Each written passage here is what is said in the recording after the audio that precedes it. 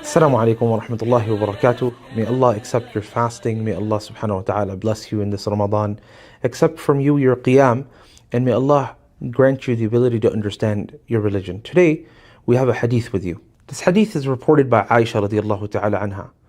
She said that كان النبي صلى الله عليه وسلم يقبل ويباشر وهو صائم وكان أملككم لإربه.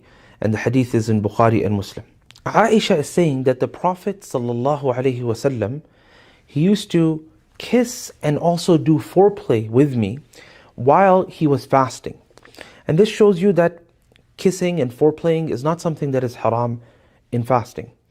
But the more detailed rule of this is that when a person is a young man, when a person is in an age where they can't control themselves, at this point it's not advisable for someone to get into foreplay because you don't know what's going to happen. You don't know how things are going to end up. However, as a person gets older, they have more control of themselves. They're able to control their desires more. Kissing and foreplaying, all of these things are not going to break your fast. What will break your fast is if a person actually gets into intercourse or has seminal discharge or something of that nature. And that's why Aisha explained that the Prophet ﷺ would kiss, he would touch, we would do foreplay, and he would be fasting. But we have a hadith of Abu Hurairah in Sunan Abi Dawood as well, in which a man came to the Prophet ﷺ asking him about foreplay. So the Prophet ﷺ, he said, do it, no problem. During fasting, of course, the question is. Then another man came and the Prophet ﷺ gave him the other answer. He said, don't do it. So one of them, he gave him a concession, and the other one, the Prophet ﷺ forbade. When they looked into the matter, they found that the Prophet gave the concession for the elderly man. But the Prophet ﷺ forbade the young man. And that's because the Prophet realized different people are different. When you're in that young age where your desires are heightened, it's different. But as you get older, things become different as well.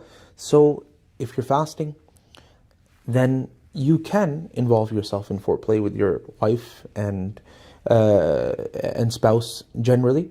But if you're in a situation where you feel the desires are too heightened, you're young and strong and you're agile and so on and so forth, then the Prophet ﷺ had another guidance. And as they say, لِكُلِّ مَقَامٍ مَقَال, for every situation there's something that should be said.